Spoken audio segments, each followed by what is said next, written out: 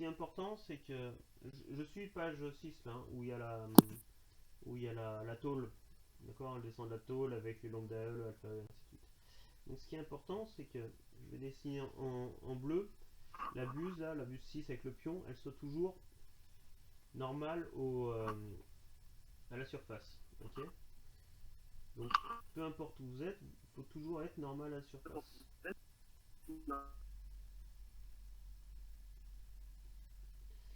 Donc ça va vous permettre d'assez vite de placer, en ayant la longueur O5, O6, de placer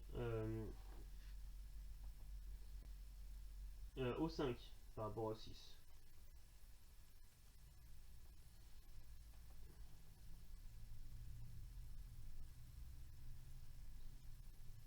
Et donc d'avoir facilement la trajectoire.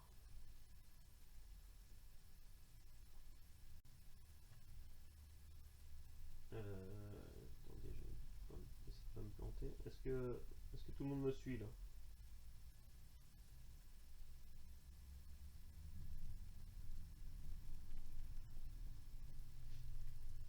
Ouais, tout le monde comprend ce que je veux dire ou pas?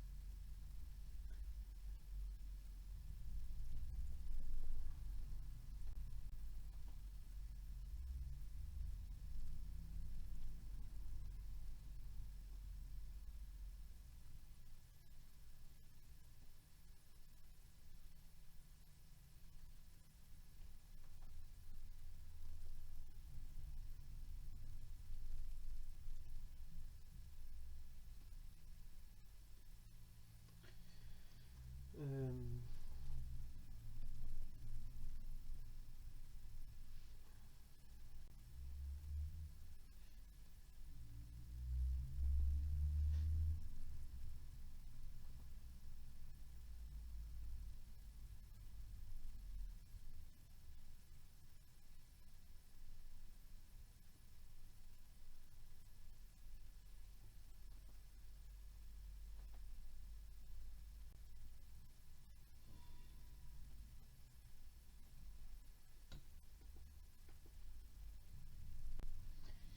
alors, j'essaie de vous faire une capture. Euh, donc là, ce que j'ai fait, alors je vous explique ce que j'ai tracé. Euh, ce que j'ai voulu vous montrer, c'est que ce qui est important, c'est que il faut que la buse elle soit toujours normale à la surface, d'accord? Donc elle doit toujours être orientée normale à la surface. Donc ici c'est facile, on doit être normal, et ici on va changer d'orientation au cours du mouvement, d'accord? Donc c'est là où on va voir la pivot entre 4 et 5, je suppose. Enfin, faut que je sais plus. Non, la pivot entre. Oui, c'est ça, entre. En 5. En 5, non, c'est entre. C'est quoi, entre la pièce. Non, ça doit être la pièce. Non, si, entre 4 et 5. La pivot entre 4 et 5 va avoir un rôle important à ce moment-là. Euh, donc ici, à partir du moment où je dois être normal au contact, la trajectoire de O5 elle est facile à trouver. Pourquoi? Parce que je dois avoir O5, O6 qui doit être orienté ici normalement à la surface. D'accord? Donc je dois être normal à la surface ici. Et donc j'ai juste à reprendre cette longueur ici. Je me décale sur Z0 et j'ai la trajectoire ici de O5. Okay, ici c'est pareil, à partir de ce point là, je dois toujours être normal à cette surface, donc je prends la perpendiculaire à ce segment là, je prends la longueur O5, O6, et là en bleu j'ai la trajectoire de O5. Ouais. Ce qui est un peu plus compliqué c'est ici. Ici vous devez suivre un arc de cercle. Donc ça veut dire qu'il faut toujours être normal à cet arc de cercle. Donc si vous prenez la longueur au 5 au 6, là, tous mes segments, là, qu'ils soient vert, bleu ou rouge, ils sont censés avoir la même longueur, c'est-à-dire la longueur au 5 au 6. Et bien, si vous prenez la longueur au 5 au 6, il faut que ce segment-là, il soit orienté en gros de telle manière à être normal à la surface, c'est-à-dire en fait à passer par ici là, ce point-là, qui est en fait le centre de cet arc de cercle là. Ouais. Est-ce que c'est bon ça? Vous me suivez? En fait, j'arrête pas de me déconnecter, c'est ça?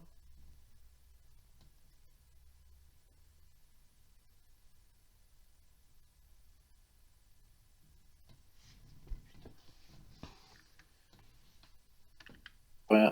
Ouais. C'est noir. Ah, c'est bon. Ah, si. Ah, C'est parce que je Alors, En fait, vous m'avez perdu amélioration. parce que j'ai parlé dans le vide. Au début de l'arc de cercle. Ok. Ah, en fait, il faut que votre segment au 5 au 6 là, il soit toujours orienté donc normal à la surface. C'est-à-dire que ce segment au 5 au 6, il doit être de telle manière à passer par le centre de l'arc de cercle. Ouais.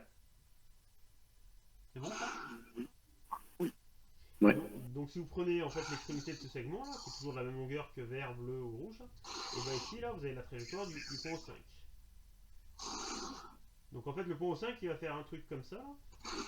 Si je prends il va avoir alors là après c'est un peu ça va être un peu plus comment faudrait que je le retrace. Je vais le retracer à côté parce que ça va commencer à être un peu moche ce que je fais. Donc si vous prenez en fait votre, votre courbe là, oh, pardon. En fait vous avez quelque chose comme ça, quelque chose comme ça, et entre les deux, en fait vous avez un arc de cercle. Hein. Ok. Hop là, pardon. Ça c'est nul. Ok, vous avez un truc qui est un peu comme ça. Ça veut dire que votre au 5 là, il doit avoir quelque chose de parallèle ici, jusqu'à ce point là, si. Et ensuite, il va a priori reculer.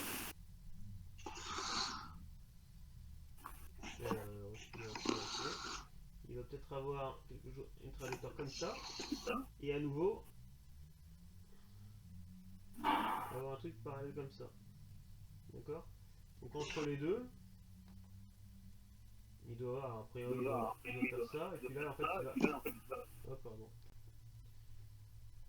C'est pas très beau ce que je fais.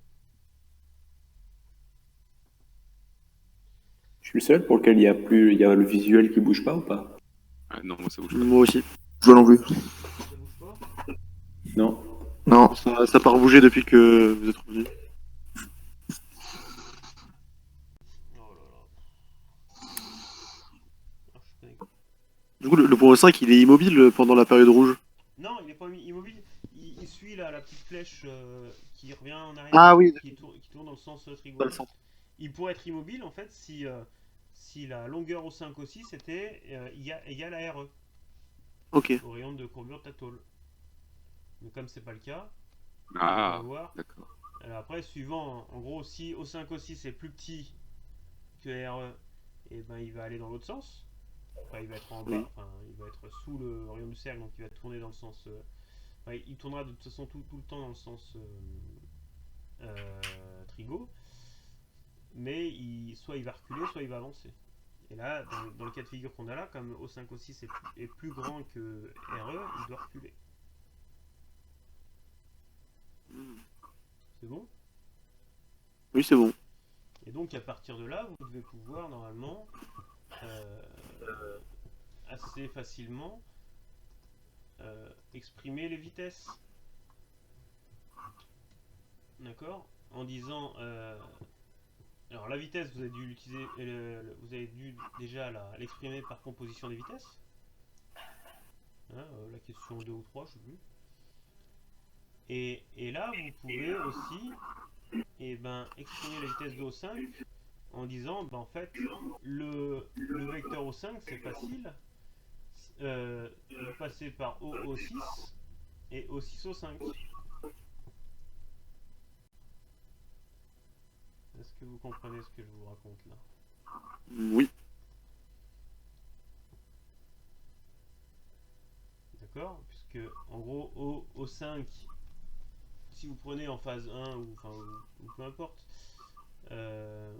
non c'est dans la phase 3 qu'on vous demande O5, ça va être 60 plus lambda E sur Y0 plus RE Z0, donc le rayon Z0, et plus lambda 56 moins RE, et là il faut prendre l'angle θ, donc moins sinus θ Y0 plus cos θ 0.